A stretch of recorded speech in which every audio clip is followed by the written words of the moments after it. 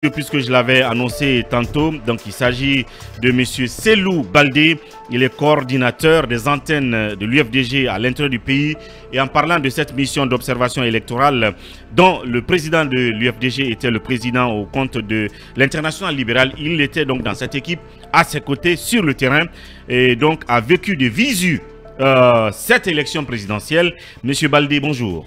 Bonjour Ori. Bienvenue dans cette émission. Bien. Une fois encore, merci de votre disponibilité habituelle. Oui, Talibé, pour commencer.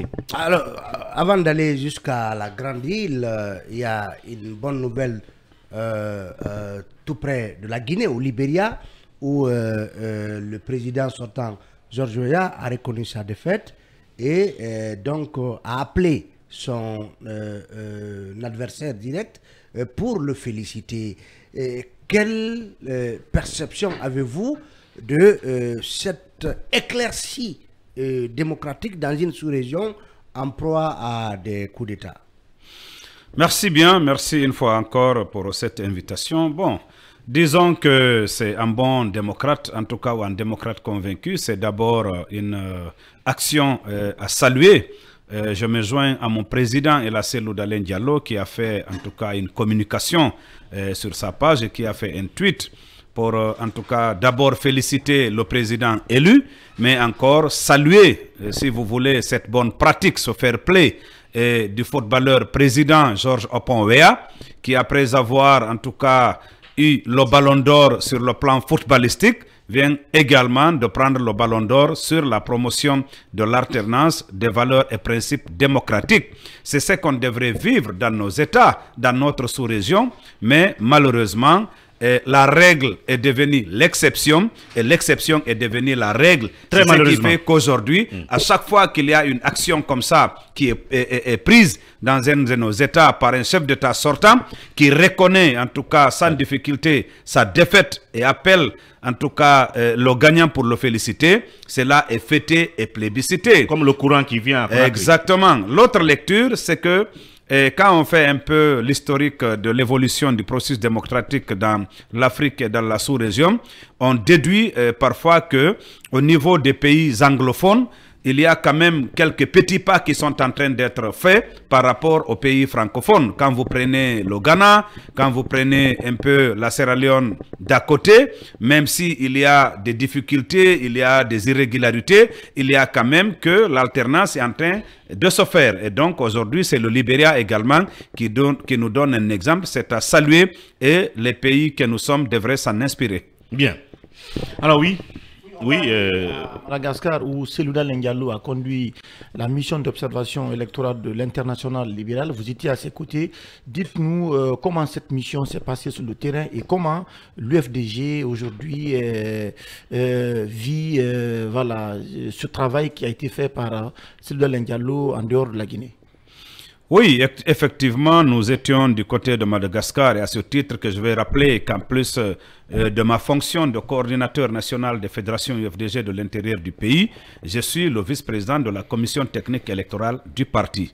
Je commencerai d'abord pour, en tout cas, dire toute ma gratitude, exprimer toute ma gratitude au président de l'UFDG, vice-président de l'International libéral, pour m'avoir proposé sur la liste des observateurs et pour la mission de Madagascar au compte de l'International libéral.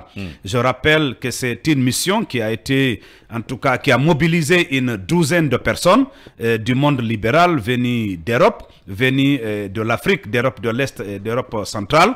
Vous aviez des Belges, vous aviez des Français, vous aviez des Anglais, vous aviez des Macédoniens, des Roumains, des Bulgares, vous aviez des Burkinabés, des Ivoiriens et des Guinéens. Et donc c'est une mission importante pour nous. Cela est le signe d'une crédibilité, c'est le signe de leadership assumé en tout cas et mérité par le président Selou Dalein Diallo sur le plan international. Je vais rappeler que l'International libéral, c'est quand même un regroupement de plus d'une centaine de partis politiques dans le monde entier et qui a été créé depuis les années 1947 et qui fait la promotion et la défense des valeurs libérales, notamment la défense et la promotion des valeurs de démocratie, de l'état de droit, des libertés et des droits humains. Et donc, en tant que ONG, l'International libéral est il a un statut consultatif au niveau du système des Nations Unies. Et donc, l'international libéral a été sollicité par le gouvernement de la République de Madagascar, quel que soit ton statut, quelle que soit la grandeur de ton organisation, pour aller observer une élection dans un pays, il faudrait que tu sois sollicité par ce pays-là. Et donc, nous avons reçu une correspondance du ministère des Affaires étrangères de la République de Madagascar sollicitant l'international libéral pour observer l'élection du 16 novembre.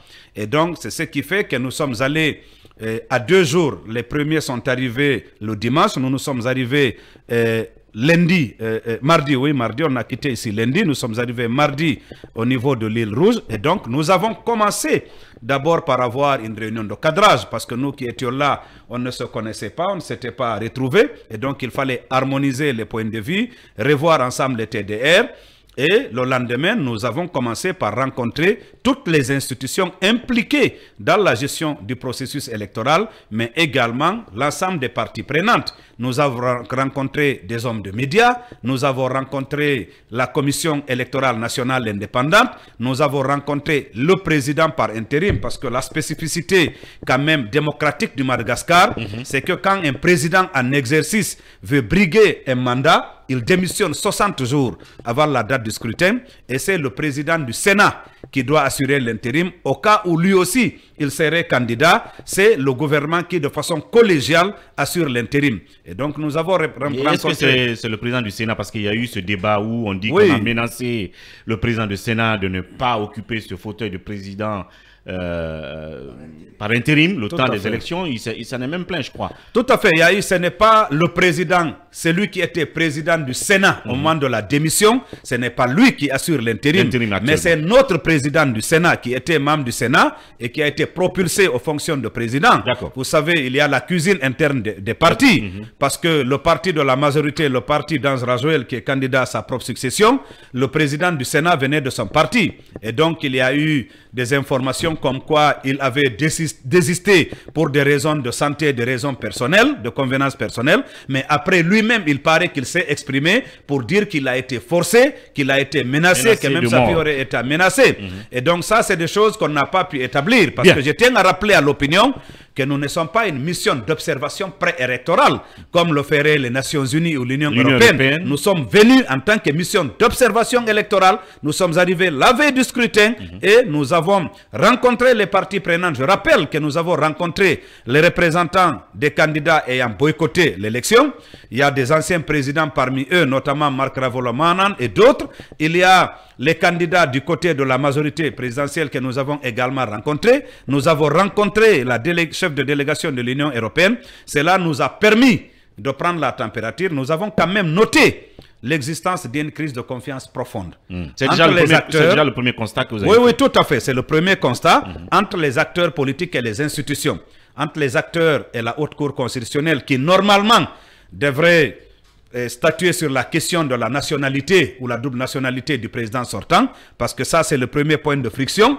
La double nationalité qui est, il y a une loi du 22 juillet 1960 qui dit que tout malgache majeur qui acquiert volontairement la nationalité d'un pays étranger perd automatiquement sa nationalité. Ça, c'est l'article 42 du Code de nationalité. L'article 46 de la Constitution malgache dit que ne peut être candidat que celui qui a la nationalité malgache. Donc, vous voyez un peu la complémentarité des deux dispositions. Si l'article 42 te fait perdre ta nationalité si tu es à la double, ça veut dire que tu ne peux pas être candidat. Et donc, les opposants au régime ont estimé qu'à ce niveau-là, la Haute Cour constitutionnelle n'a pas joué ce rôle. Et donc, la candidature de Angela Joël a été validée. Et c'est l'une des raisons du boycott par certains d'entre eux. La deuxième chose, c'est les conditions de désignation justement de cet intérimaire.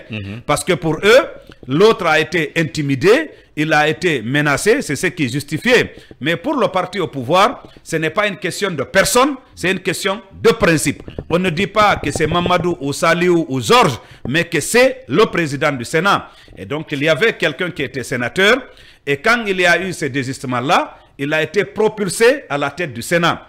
Au moment que le gouvernement cherchait à faire gérer collégialement, en tout cas le gouvernement de transition, la présidence par intérim, il paraîtrait que les opposants ont demandé à ce que la disposition constitutionnelle soit respectée, que ce soit le président du Sénat.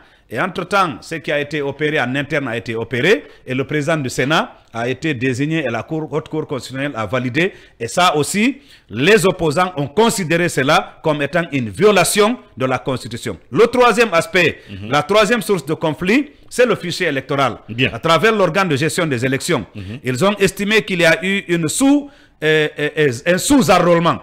Parce que là-bas, dans la loi malgache, il y a que pendant un certain nombre d'années, le fichier électoral court et après, il faut faire la refonte. Comme c'est qu'on a eu en 2018-19, après la mission d'audit international.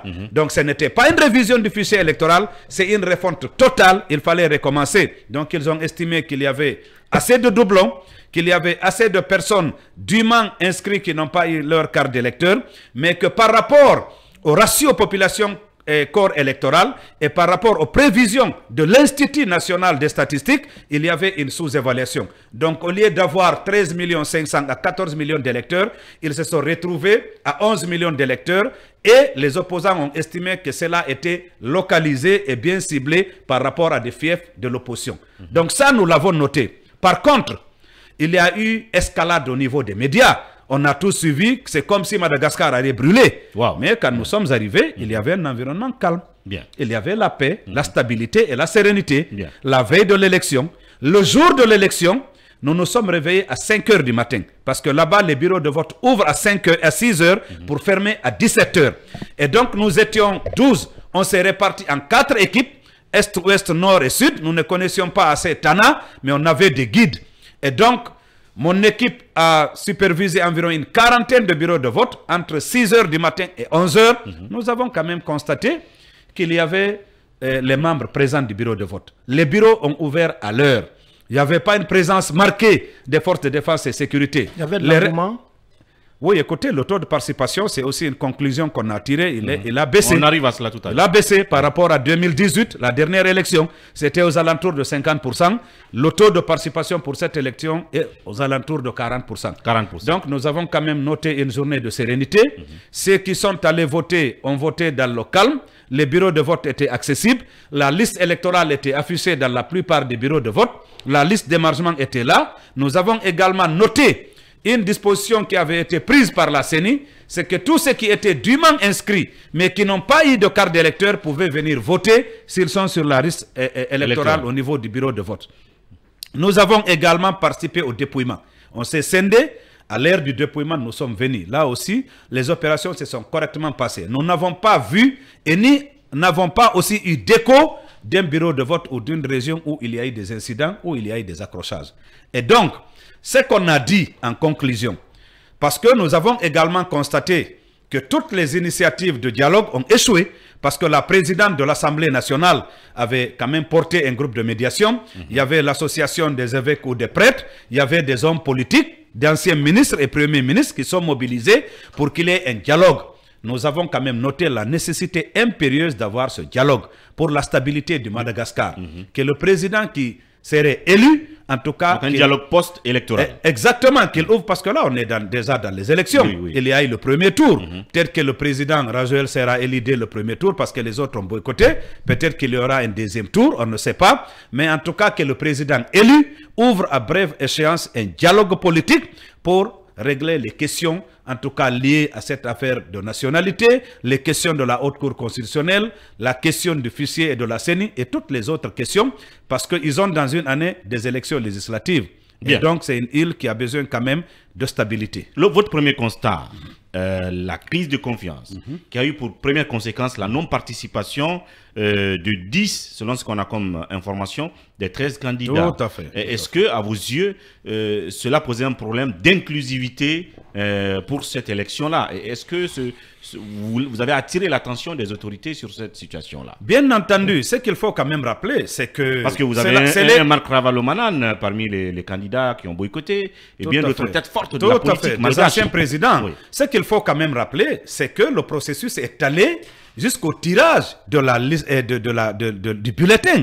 Parce que les gens ont payé la caution, ils ont participé au tirage pour leur positionnement. Cela voudrait dire que ce n'est pas a posteriori totalement que la crise de confiance a été aiguë au point de boycotter. C'est presque à la veille de la campagne électorale, quand il y a eu quand même l'absence de dialogue. Bon, quand vous parlez avec l'autre camp, ils vous disent non, c'est parce que Ange Razoel a un bilan, les autres c'est des anciens présidents, ils savent qu'ils vont être battus à plate couture. Bon, écoutez, ça c'est quand même leur avis en tant que parti. Les autres, vous les écoutez, ils ont des griefs en tant qu'hommes politiques quand même vivant dans cet espace, si vous voulez, de la région ouest-africaine. Et pour avoir subi tout ce qu'on a subi ici dans le cadre de l'inféodation des institutions, il y a quand même des aspects qui ont attiré notre attention. Et donc, c'est ce qui fait que nous avons insisté sur la nécessité d'avoir le dialogue. Parce que la vie de Madagascar ne va pas s'arrêter au 16 novembre, bien cette élection-là. Et pour rappel, quand nous avons terminé toutes ces opérations, nous avons fait notre rapport d'observation, nous avons rencontré après le candidat Ange Razoel. Et je me rappelle bien que le président Cellou Dalein Diallo lui a rappelé la nécessité d'ouvrir le dialogue s'il est élu. Si c'est lui qui est élu. Qui est réélu alors. Qui est réélu, tout à fait, parce qu'il va briguer un second et dernier mandat, selon la constitution malgache. Et donc, il a tenté quand même d'expliquer que les autres, c'est parce qu'ils n'ont pas de bilan et tout ça. Mais le président a encore insisté pour lui dire oui, c'est bien possible, mais il y a la réalité, il y a la perception. Si vous voulez gouverner dans la stabilité au cas où vous êtes élu et travailler sereinement pour le développement de Madagascar, vous devez initier très rapidement un dialogue politique pour aplanir les divergences. Et il y a aussi les 3 autres candidats, n'est-ce pas, c'est ça? Les 3 qui sont allés contre Ange. Non, il y a deux. Qui sont Il y a deux candidats. Il y a un qui est un peu connu. Disons que ce ne sont pas des gens qui sont connus sur la scène politique. Il y a un quand même, un judoka qui est nommé Siteni. Lui, il a beaucoup d'argent. Il y en a même qui l'accusent d'être un candidat et que lui-même, il aurait exprimé qu'il est soutenu par les Russes. D'accord. Et donc, il a beaucoup d'argent. Il est le président, je crois, du comité olympique malgache. Il a beaucoup d'argent.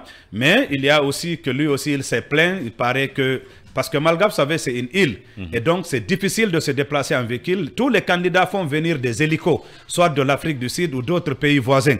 Il paraît qu'il y a une obstruction par rapport à ces hélicos, qu'il n'a pas pu faire correctement la campagne. Bien. Et quand nous avons rencontré la majorité, ils nous ont expliqué qu'il y a quand même des dispositions à prendre au niveau de l'aviation civile, qu'on ne peut pas quand même envoyer un hélico comme ça. Bon, nous le considérons comme étant tout à fait les stratégies dilatoires pour empêcher un candidat de pouvoir battre correctement campagne.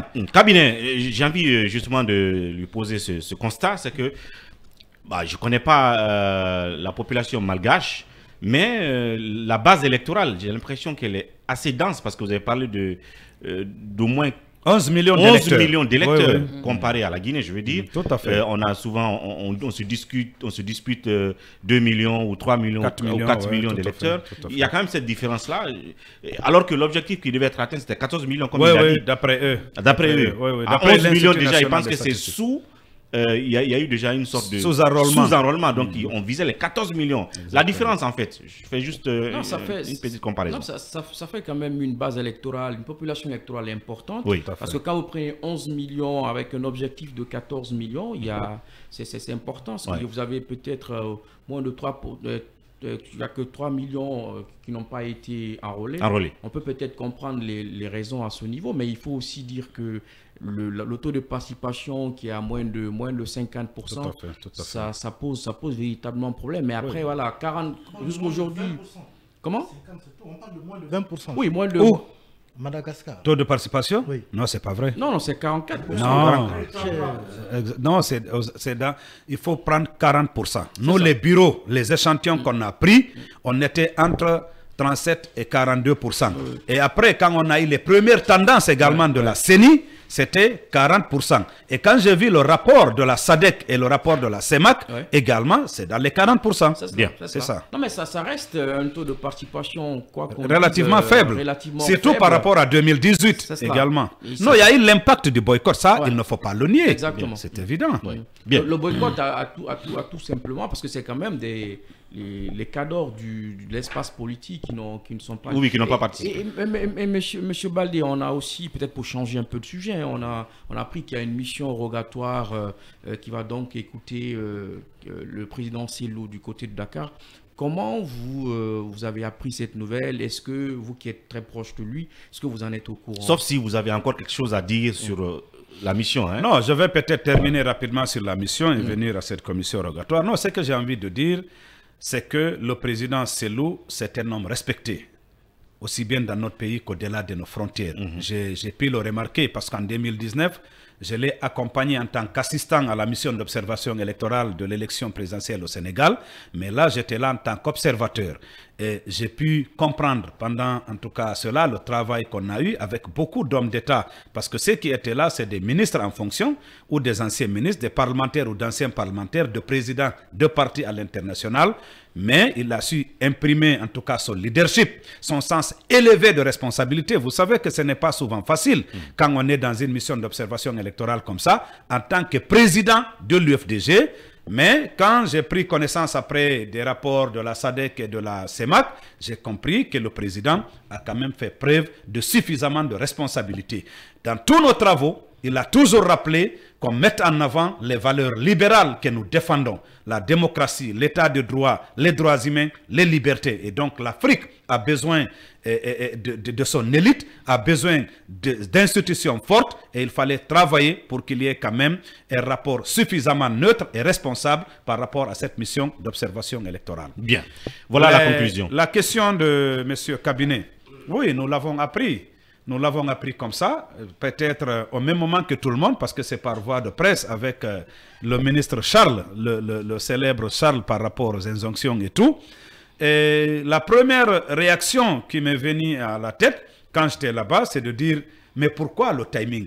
Pourquoi quand c'est Loudaleng à l'international, tous les yeux sont rivés vers l'élection de Madagascar, il est quand même sous les projecteurs. C'est en ce moment-là que la justice guinéenne sorte en tout cas cette autre carte, choisit le timing pour communiquer par rapport à cette commission rogatoire. Parce que c'est quand même une question de procédure. Donc vous pensez que c'est pour faire de la mauvaise publicité? Oui, pour moi, c'est une manière d'écorner un peu, si vous voulez, son image, sa mission à l'international. Rappeler que tout qu'on fait, il est sous le coup de la justice ici et tout ça, alors qu'on pouvait simplement adresser un courrier à ses avocats par rapport à cette commission rogatoire. Je le dis comme ça, mais qu'à cela ne tienne, je crois que tout ce qui est lié aux procédures et aux attentes, Maître Amadou a dû l'expliquer hier. Je ne suis pas juriste, je ne suis pas spécialiste des questions de droit, mais je sais que le président Cellou est très serein. Il travaille d'arrache-pied avec ses avocats pour mettre derrière lui ce feuilleton judiciaire qui n'a que très duré.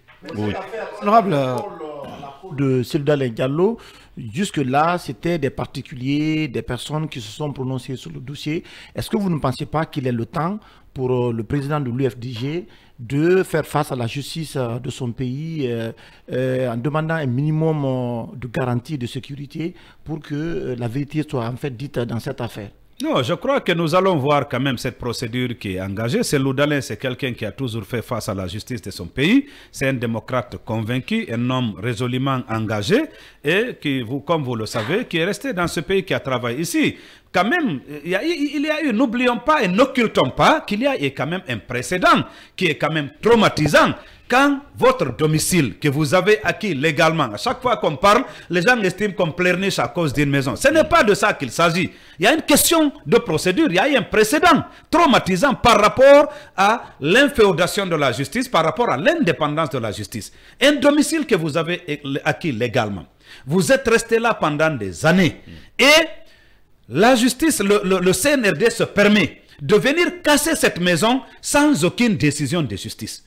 C'est ça, le précédent, dangereux par rapport à ça. Mais je crois qu'il est en train de travailler avec les avocats par rapport à cette autre procédure pour voir quelle suite donner à cette commission rogatoire. C'est quelqu'un qui est prêt, en tout cas, à faire face à la justice de son pays. Lincoln, une autre question, oui. Alors, avant cette annonce de la commission rogatoire, l'autre actualité à l'UFDG, c'était cette assemblée extraordinaire à laquelle beaucoup d'autres formations politiques ont été invitées, notamment le RPG. Et c'est après cette assemblée, comme militant fervent du RPG, Al-Sisi a été arrêté. Comment vous avez réagi à cette manière d'arrestation? Puisqu'il était à Yimba, rentré chez lui, lorsque les hommes encagoulés sont sortis le cueillir. Et après, c'est un communiqué qui justifie peut-être son arrestation.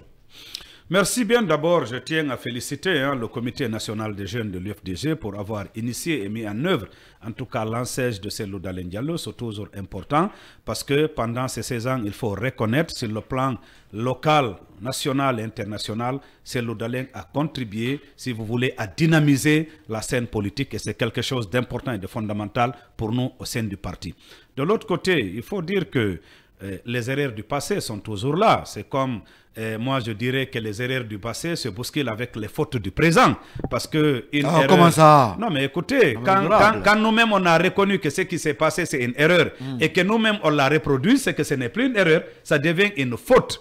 Vous comprenez? C'est une circonstance aggravante parce qu'il y a les dispositions du code de procédure pénale. Quand on a envie d'entendre un citoyen par rapport à des infractions présumées, mais il y a la manière. Le code de procédure pénale prévoit clairement comment on doit inviter un citoyen devant les juridictions ou devant les officiers de police judiciaire. Mais l'infraction semble être grave, selon la sortie de Charles White. Quelle que soit la gravité, ça c'était le samedi, j'avais une autre lecture, parce que je voulais quand même réagir à cela. Aujourd'hui, j'ai une autre lecture. Vous savez, je n'ai pas envie de revivre cette histoire.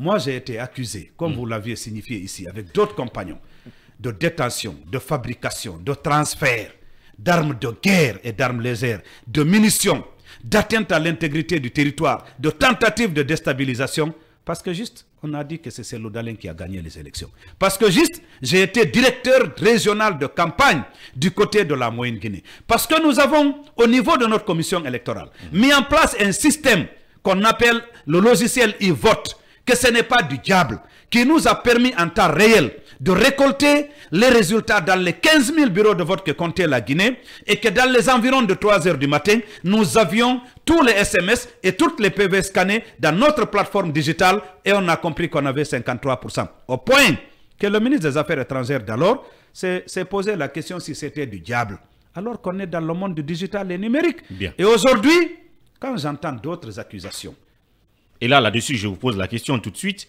Vous avez été accusé de choses pareilles. Donc est-ce que vous voulez dire que c'est les mêmes pratiques du régime Alpha qui sont utilisées contre lui-même? Alors, dans ce dossier où on l'accuse de vouloir réunir des armes, des munitions pour donc atteindre à la stabilité de l'État. Écoutez, je ne vais pas de trop commenter cette communication du ministre parce que ce sont quand même des faits suffisamment graves. Mais ce que j'ai envie de dire, la Guinée doit sortir des complots et contre-complots. Nous sommes depuis 1958 dans l'histoire de complot. Nous sommes dans la tribalisation. Nous sommes, si vous voulez, dans la violence d'État de façon permanente. Le pays doit sortir de ça. Nous devons résolument nous tourner vers le développement. Qu'est-ce qui s'est passé en Côte d'Ivoire? Il y a eu plus de 3000 morts à une crise post-électorale. Des gens ont été envoyés jusqu'à la CPI. Ils ne sont pas rentrés au pays. Il n'y a pas eu la réconciliation. Ils sont tournés, les Blé Goudé sont là, les Laurent Gbagbo sont là. Vers le développement. Pourquoi nous ne tirons pas les leçons de ce qui se passe à côté? Pourquoi, pendant qu'on est en train d'envoyer des missions pour la réconciliation nationale, je vois des gens à l'intérieur du pays qui sont allés pour restituer les assises, parler de la réconciliation nationale. Ce sont ces moments qu'on choisit pour poser des actes comme ça. Je souhaite pour la Guinée que cela soit encore une imposture, que cela ne soit pas réel. Je ne souhaite pas, parce que pour nous, à l'UFDG, quel que soit ce qu'on nous reproche, vous savez que beaucoup de militants, beaucoup de personnes qui quand même frustrées, écœurées par le fait qu'on nous empêche d'avoir les suffrages que les populations nous donnent pour gouverner, pensent qu'à un moment qu'il faut prendre des armes. Mais à l'UFDG, jusqu'à la dernière goutte, nous nous battrons par la voie des urnes. Nous sommes des démocrates convaincus et nous sommes convaincus que le peuple de Guinée finira par comprendre que seule la démocratie, l'état de droit, les libertés, la bonne gouvernance vont nous permettre de sortir de l'ornière. Et j'invite les autorités à beaucoup plus de sérénité dans la conduite de la transition. Oui, si tu permets, toujours en marge de cette assemblée extraordinaire de l'UFDG à Mamou, c'est le préfet de Mamou, bien sûr, le préfet militaire, qui a empêché le parti à procéder à l'opération d'assainissement de la ville de Mamou. Monsieur Selou Baldé, vous avez suivi cette actualité également.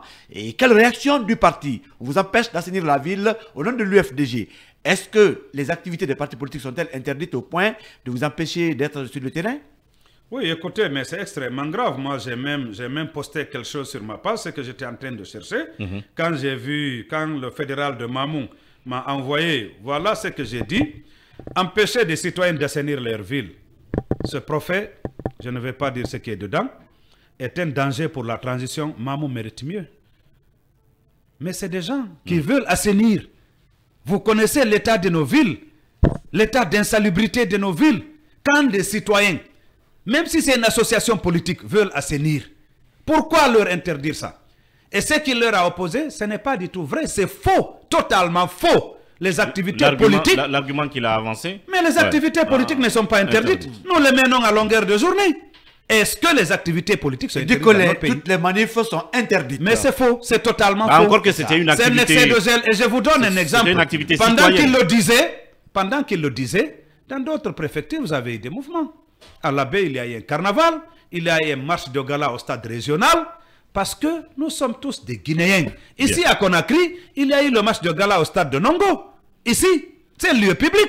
Pourquoi les préfets font dans l'excès de gel? Et quand on sait que ce sont des individus comme ça qui vont organiser les élections, si c'est les Matede qui les organisent, c'est ce qui fait qu'on dit que ce n'est pas possible. C'est niet, l'administration du territoire n'organisera pas les élections. Pourquoi vous n'avez pas fait cas au ministre Morikonde? Parce que c'est le patron des préfets et sous-préfets. Non mais écoutez, la responsabilité est individuelle. Mais il fallait juste voir sa réaction, Attendez. Nous allons répondre au courrier du préfet.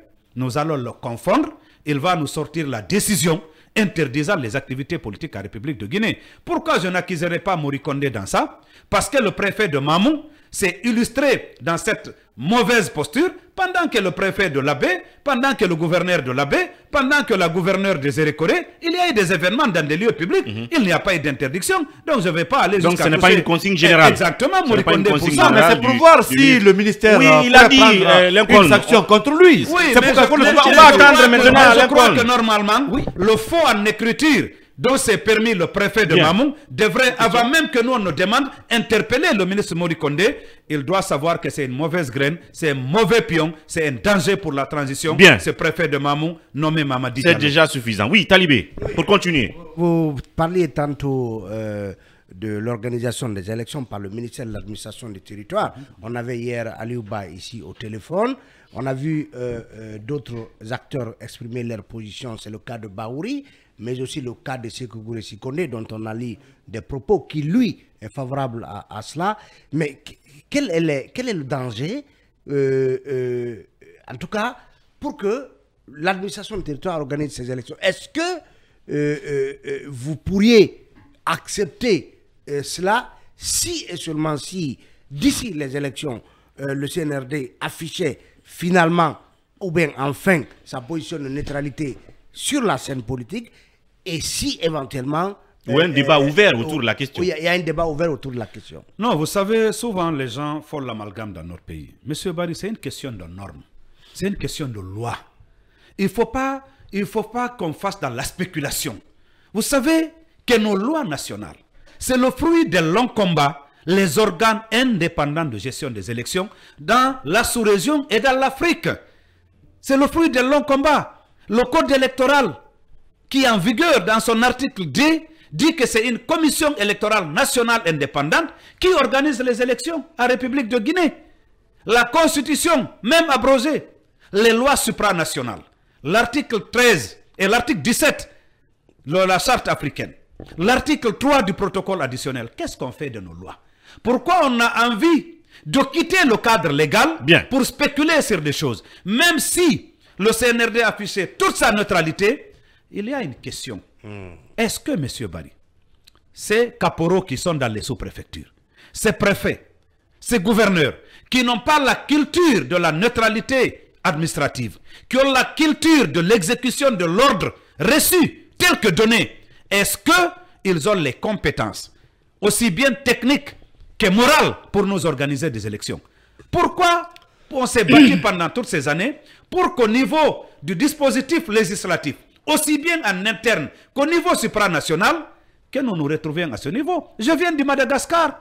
La CENI est consacrée.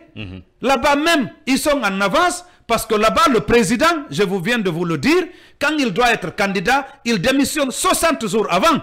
Et c'est un gouvernement collégial ou le président du Sénat, inversement, c'est-à-dire le président du Sénat ou le gouvernement collégial qui conduit les affaires courantes. Pourquoi ceux-là qui sont venus pour refonder veulent nous ramener en arrière au lieu d'encourager les meilleures pratiques de transparence et de bonne gouvernance électorale? Emmanuel va poser sa question tout à l'heure. On se demandait, est-ce que tout au moins, s'il y a un débat ouvert, contradictoire autour de la question de est-ce qu'il faut désormais que la Guinée entre dans cette phase où c'est le ministère qui doit organiser les élections, et vous seriez quand même venu débattre avec eux, même si votre prédisposition est de les convaincre qu'on ne peut pas aller à ce schéma, mais tout de même qu'il y ait un débat. D'abord, vous savez que nous sommes toujours ouverts au débat. Vous savez pourquoi? Vous savez le dialogue, le pseudo-dialogue qui a été conduit ici, on a dit que ceux qui connaissent le processus électoral ne sont pas autour de la table. Quand vous mobilisez des gens qui n'ont jamais participé à une élection, qui n'ont jamais eu des membres, des délégués des bureaux de vote, qui n'ont jamais eu de représentants à la CENI, qui n'ont jamais eu de superviseurs. Des députés, et pour ceux qui sont allés, ils n'ont jamais eu plus de 0,1%. Comment voulez-vous que les gens aient la compétence pour discuter de ce qu'il faut pour qualifier un processus électoral? Et de l'autre côté, quels sont les progrès? Quels sont les progrès que nous avons faits entre le 5 septembre 2021 et aujourd'hui, le 21 novembre 2023, en matière de processus électoral, en matière de qualification de l'administration électorale dans notre pays, pour dire que dorénavant, on va confier au MATD la question des élections. Quels sont les progrès qui ont été réalisés dans ce sens? Question posée. Oui, Emmanuel Milimoun, on va continuer avec vous. Ma question, justement, c'est en rapport avec cet OGE qui a proposé pour organiser les élections. Selon certaines informations dont je dispose, c'est que c'est un OGE, bien entendu, placé sous l'administration du ministère de l'administration du territoire et de la décentralisation, mais l'ensemble lui-même placé également sous un observatoire des acteurs politiques. Donc ça veut dire que et le MATD et l'OGE, selon la proposition en tout cas qui est faite, qui va découler de ce processus, c'est que seront tous supervisés par un observatoire qui va regrouper les acteurs politiques eux-mêmes qui auront un regard direct sur le processus. Est-ce que, vu de cette manière-là, ça vous semble pertinent? Non, c'est un recul démocratique, c'est un recul. Vous savez qu'à un moment donné, en plus de l'administration du territoire, on a eu la Sénat dans notre pays, Commission électorale nationale autonome, pas indépendante. Mais les évolutions que nous avons eues, prenez les dernières élections, l'administration était un partenaire de la CENI, de la Commission électorale nationale indépendante. Mais toutes les soustractions, toutes les manipulations, toute la fraude toute la substitution des procès-verbaux, la gestion chaotique des commissions administratives de centralisation des votes ont été faites à ce niveau-là. Aujourd'hui, pourquoi souscrire pour un recul démocratique? Vous savez, quand on a rencontré les missions des partenaires techniques et financiers, que ce soit le G5, que ce soit individuellement pris l'ambassade des États-Unis, de la France et tout, en plus du fait que nous voulons qu'il y ait un organe de gestion indépendant des élections, comme le stipulent les lois nationales et supranationales, mais nous voulons également que dorénavant, les CACV soient supprimés, qu'à partir du bureau de vote, comme l'ont fait certains pays et ont réussi, qu'il y ait une plateforme digitale, que tous les procès-verbaux, à partir de la plateforme digitale du bureau de vote, que les PV soient orientés aux partis prenants, à la CENI, à la Cour constitutionnelle, au MATD, à tous les candidats, pour qu'à partir de là, le résultat qui est sorti ne puisse pas être susceptible de modification à quelque endroit que ce soit. Mais quand vous avez un bureau, après, c'est le représentant de l'administration et le président du bureau qui quitte le village X pour 30 km déposé. Il y a quelqu'un qui les attend entre-temps pour changer le PV.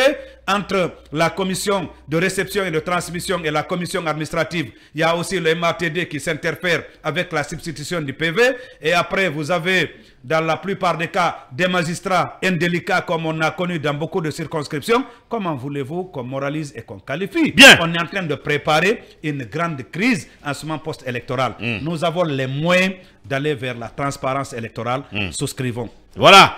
Et peut-être pour terminer en 30 secondes, ils ont tantôt parlé de cette communion qu'il y a eu entre vous et pratiquement tous les partis politiques opposés à la transition actuellement. Mais la présence remarquée du RPG, cette communion-là, comment elle s'explique 10 ans, après 10 ans d'inimitié politique? Est-ce que c'est une sorte de retrouvaille qui est en vue contre le régime, je veux dire contre le CNRD? En quelques mots. Écoutez, vous savez, comme je l'ai dit, c'est le CNJ qui a organisé. Et le parti, la direction nationale l'a accompagné. Aujourd'hui, nous sommes, il faut écouter, dans une coalition, les forces vives de Guinée. Le RPG fait partie, comme l'UFR et d'autres partis. Il y a quand même que c'est du fair play. Fêter l'ancêtre de Cellou Dalein Diallo. Fair play politique. Je crois qu'il n'y a pas la place au clivage. Bien. Mais soyez convaincus que l'UFDG ne perd pas de vue les fondamentaux. Bien, c'était donc du Cellou Baldé comme d'habitude. Merci pour votre disponibilité, monsieur Baldé. Merci à tous ici dans ce studio. Derrière la baie vitrée, il était donc là, Ibrahim Babé Diallo, et de l'autre côté au digital, Ibrahim Silla. On se retrouve encore demain pour continuer l'aventure.